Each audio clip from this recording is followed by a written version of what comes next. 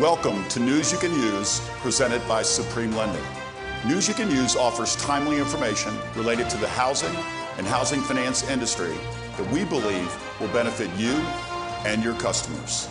This is News You Can Use.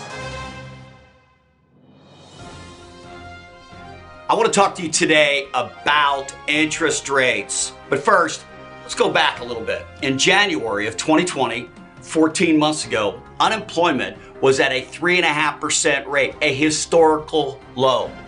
And 30-year fixed rate mortgages were also at 3.5%, a historical low. The housing market was poised to have a good year in 2020. Forecasts were for a 3% increase. And then March 2020 came, and so did the virus. In response, we closed for the first time ever much of our economy. Restaurants, bars, health clubs, sporting events canceled, travel almost eliminated completely, concerts all canceled. Life as we knew it changed. We shut down the economy, or much of the economy, and we shut down our social lives, our personal lives. We started wearing masks. To buffer the impact, our government created the CARES Act. Fiscal policy, which is created in Washington, it kicked in like never before. $3 trillion in June of last year. Stimulus checks, increased unemployment subsidies, PPP, payroll protection plan, all geared towards trying to buffer the events of shutting down the economy. The Federal Reserve, they're responsible for monetary policy in the United States. Well, they stepped in as well. They dropped Fed funds, which is not 30-year fixed rate mortgages, it's short-term lending to banks, but they dropped it to zero or near zero, first time ever. Unemployment went from 3.5% to 14%. In a 2-month period of time, we lost 20 million jobs. I hate to retell the story, but it's important that you understand it in context for the conversation about interest rates today.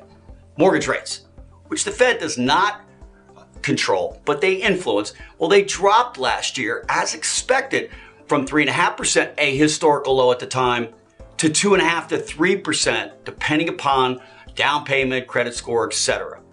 It was certainly the entire year, including interest rates and unemployment, unprecedented. One of the biggest surprises, blessings that took place in all of 2021 was in our industry, in housing. If someone would have told me what I just told you, I would have never believed that housing would have had one of its best years ever. But it did. It was not up as forecast 3%. It grew 7% last year. Amazing. Yes, there were inventory shortages and there were appraisal issues, and there continue to be appraisal issues, both in terms of speed of getting an appraisal and values as appraisers. Well, they're overwhelmed by the mortgage traffic jam, and they're also affected by the escalation in home prices. Altogether, an unprecedented year in our personal lives, that is 2020, and in our professional lives. 1 year later, life's not quite back to normal, but we're getting close. COVID cases are down and vaccines are on the way. Amen. As a result, the economy is returning to normal. Well, almost normal. Restaurants, bars, travel, they're all picking up. And soon there's a rumor that the cardboard cutout of fans in sports events, they may actually get replaced by people. Spring, it represents better weather and new life, the Masters, and the best time of year for housing. Yes, it feels like we're returning to pre-COVID environment, a normal life again. And guess what? So are interest rates returning to more normal levels. In the last 30 days, as the news on the COVID issue and the economy have improved, mortgage rates have, well, gone higher. They're returning to their pre-COVID levels. I'd say they're like normal, but actually they're not. The last 50-year average for mortgage rates is around 7%. Today's rate is 3.5%.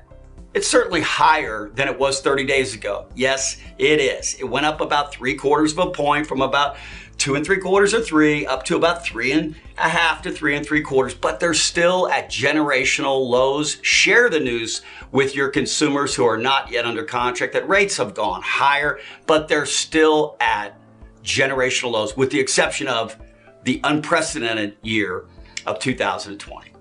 The news, in my viewpoint, is all good, including the news on interest rates, because they've gone higher because the economy is reopening and getting better. If you're in the market to buy a home, yes, you missed the lowest rate in history, but you're still getting a rate that is at generational lows. And most important, life is good. Spring is here, the economy's reopening, life is good. Join us next week for a more comprehensive housing update as Doug Duncan, the chief economist with Fannie Mae, returns to News You Can Use. See you next week.